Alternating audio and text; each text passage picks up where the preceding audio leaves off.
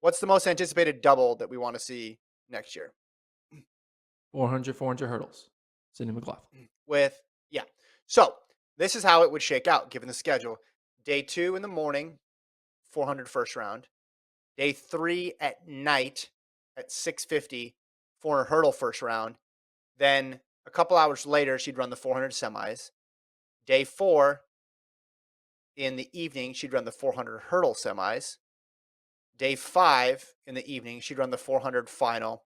Day 6, she'd run the 400 hurdle final. So she'd go 2, 3, 4. She'd go two races on 3, then one on 4, 5, and 6. So she'd have to compete 1, 2, 3, 4, 5 days in a row.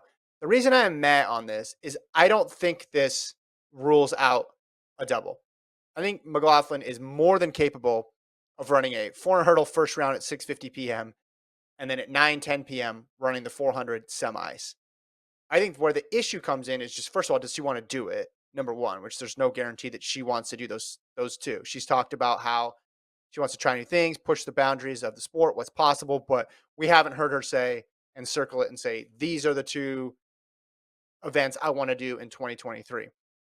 Also, people they tend to focus in on the day when you're doubling, when you have to do two things. And oftentimes I don't think it's that day that's the problem because in this case it's a first round and a semi. It's more the cumulative toll of it. It's okay, how do you feel on day 6 on your last final when you have all these other races in your legs? Now, could they have made this a little bit easier for her? Yeah, over a 9-day meet, you could have made it so you didn't have her run a first round and a semi a couple hours apart, and that's why I'm kind of meh on it. I wish they would have just cleared it out to made it even more straightforward. But on the flip side of things, she's a good enough athlete to where she can still do this, especially if Miller Weibo isn't running the 400. Yeah, I mean, she could still do it, but it's like, do you want to do it? Well, maybe her idea of next phase is not doubling, but just going all in on the 400 and trying to dominate that event the way she dominated the 400 hurdles. Like, Yeah, so, yeah, but she wouldn't need to run that fast in these 400 hurdle prelims or even, that's my so it's point. like, That's my point. Yeah, you can run 50 seconds and she has to go out there and run like 56 to qualify. That's going to feel yeah, very easy. yeah. And then come back in the 400 semis and Run run a 50 51. low. Yeah. 50, yeah, sorry, 50, 51 low. I guess 50 high to be safe. She would Yeah. be fine. I think what's interesting, and again, going back to my point about it's a cumulative toll, you can simulate doing two hard efforts 2 hours apart at practice or 90 minutes apart at practice. Like that's something you can do.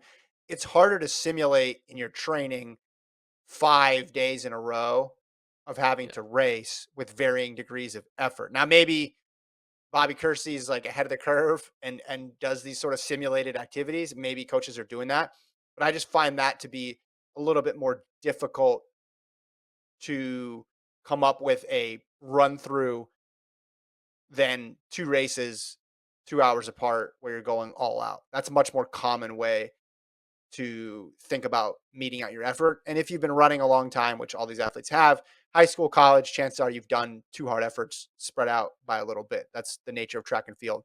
It's much more uncommon to say, all right, there's 5 days, and on the first 2 days, you got to show up, get loose, run, but not that hard. And then on day 4, you got to work a little bit hard, but then 5 and 6, you're probably going to have to go to the well. But the reason I had it as in between is, yeah, they could have made this easier for her, but ultimately, I don't think this is going to be the limiting factor of a double. It's going to be more, as you mentioned, does she want to do it?